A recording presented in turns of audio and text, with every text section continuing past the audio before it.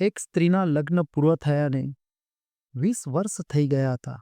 તેમ છતાં તેને હજુ સુધી સંતાન સુખ પ્રાપ્ત થયું ન હતું. આ 20 વર્ષ દરમિયાન તેઓએ અનેક ડૉક્ટરની દવા લીધી હતી, અનેક જગ્યાએ તપાસ કરાવી હતી, જ્યોતિષ પાસે પણ વિધિ વિધાન પણ કરાવ્યા હતા અને અનેક ધાર્મિક સ્થળોની પણ માનતા રાખી હતી. તે સ્ત્રી અંતે એક સંત પાસે ગઈ અને પોતે સંતાન સુખથી વંચિત છે તે દુઃખ વિશે વાત કરી. વાત કરતા કરતા તે સ્ત્રી રડવા લાગી ત્યારે સંતે કહ્યું કે હવે આ ઉંમરે સંતાનની માયા ન રાખો. પરંતુ સ્ત્રીની સંતાન પ્રાપ્ત કરવાની જીદ હતી એટલે સંતે કહ્યું કે આજથી 2 વર્ષ પછી તમારા ઘરે એક દીકરીનો જન્મ થશે. 2 વર્ષ પછી તે સ્ત્રીને ત્યાં એક સુંદર દીકરીનો જન્મ થયો.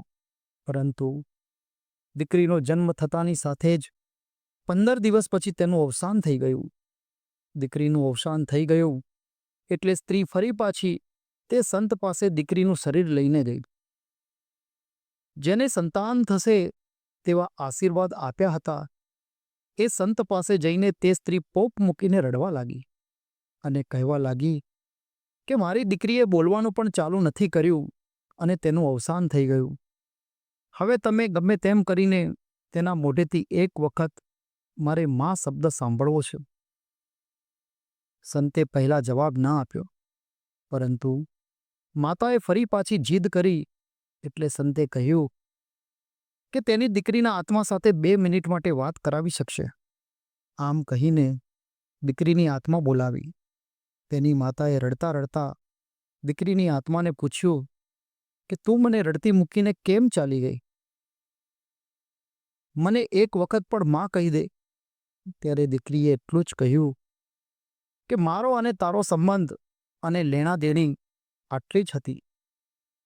પાછલા જન્મમાં તું મને 1 વર્ષની ઉંમરમાં દુઃખી કરી અને રડતી મૂકીને મને અને પપ્પાને છોડીને બીજા પુરુષ સાથે જતી રહી હતી અને એ વિરહમાં હું વર્ષો સુધી રડી હતી. તારા એક કર્મનો બદલો તને આ જન્મમાં મળી રહ્યો છે. હું જેમ માતા વિના વર્ષો સુધી તડપતી હતી તેમ હવે તું પણ દીકરી વિના વર્ષો સુધી તડપી તડપીને રહે એ જ તારા કર્મનું ફળ છે. આટલું કહીને દીકરીની આત્મા ત્યાંથી ચાલી ગઈ. સ્ત્રીએ સંત સામે જોયું ત્યારે સંતને જાણે પહેલેથી જ ખબર હોય તેમ તેના ચહેરાનો ભાવ સ્પષ્ટપણે દેખાઈ રહ્યો હતો. સંતે કહ્યું કે મને તો ખબર જ હતી, એટલા માટે હું તને કહી રહ્યો હતો કે હવે આ ઉંમરમાં સંતાનની માયા ન રાખવી. પરંતુ તારા નસીબમાં જ દુઃખી થવાનું હતું અને એટલા માટે જ તે તારી જાતે વધુ દુઃખ મેળવ્યું. આપણા કરેલા કર્મો આપણે જ ભોગવવાના છે.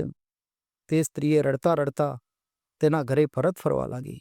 નમસ્કાર મિત્રો, જો આ સ્ટોરી તમને પસંદ પડી હોય તો દરેક મિત્રો સાથે શેર કરજો, તેમજ વિડીયોને લાઈક કરી કમેન્ટમાં આપના વિચારો રજૂ કરવાનું ચૂકતા નહીં.